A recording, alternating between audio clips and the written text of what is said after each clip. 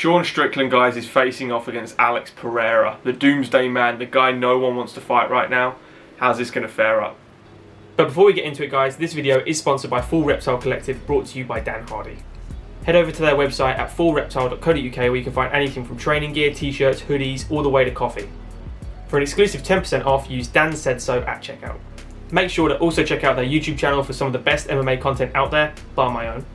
Let's get back to the video. So 6-fight win streak, guys, for Sean Strickland, just coming off that very impressive win over Jack Hermanson. Showed his takedown defense was on a very high level. Got his hips away, mobility was on point, moving really fast, showed his power as well from the clinch, just trying to dig that underhook and just keep Hermanson at bay and really negate any form of grappling and really dishearten him from even trying, and which he did. And it turned into a striking match, which favours who? Sean Strickland. You know this next fight, though, against Pereira is going to be a striking matchup. Pereira's not interested in grappling, never will be.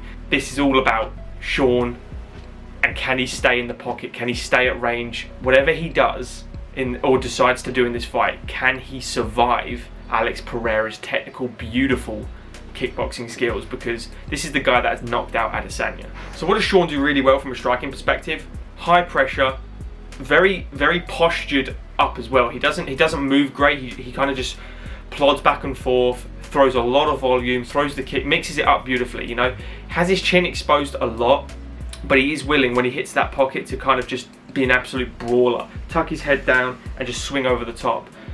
He's got a lot of great straight punches, jab and right cross, beautiful 1-2s, and he connects it to make it a 3-4 a lot.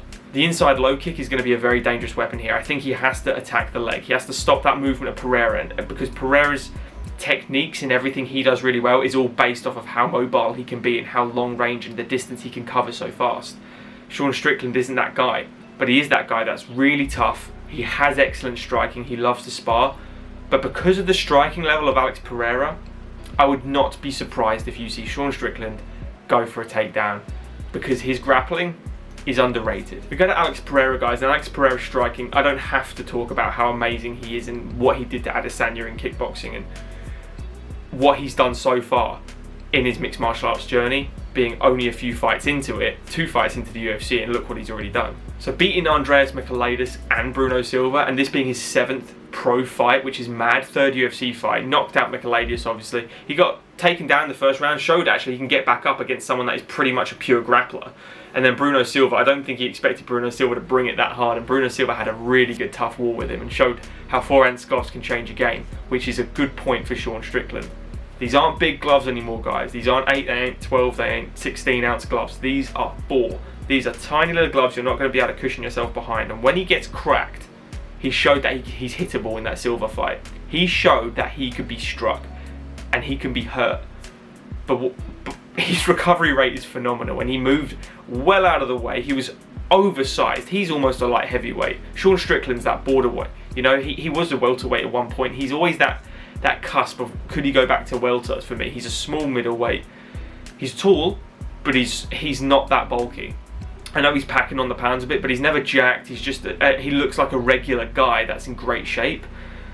Pereira looks like an absolute phenom with his body type. His legs are most of his body. So the distance he can cover with those knees up the middle, those left high kicks, those left low kicks, the feint low go highs, the body shots, that left hook, he was digging into Bruno Silva against the cage as well. I just feel like if he hits Sean Strickland with that, Sean's going to go night-night. And that is how I've really felt about this. I know so many people are high on Pereira because we want to see that dream matchup of him versus Israel Adesanya in MMA now. But it's not just a biased thing, it's not just a favoritism thing. I like Sean Strickland a lot. I think he's done really good work. But I think if he's striking with someone like Pereira, he's in trouble. Because there's levels to the thing. There's levels to all the game. But to this thing in particular, Pereira is just miles ahead. So for me, guys, Sean really has to mix it up here. He has to go for some grappling. He has to get into the clinch. He has to dig the body. And he has to take Pereira down. He has to try and steal rounds of takedowns in this one. Because if it's just a straight kickboxing fight, I don't see any way Pereira doesn't win this fight. So I'm actually going Pereira, guys, but I'd love to hear your comments down below. Like the video if you have enjoyed it, guys. Subscribe to the channel if you are new. And for God's sake, let's enjoy this one. Cheers, guys.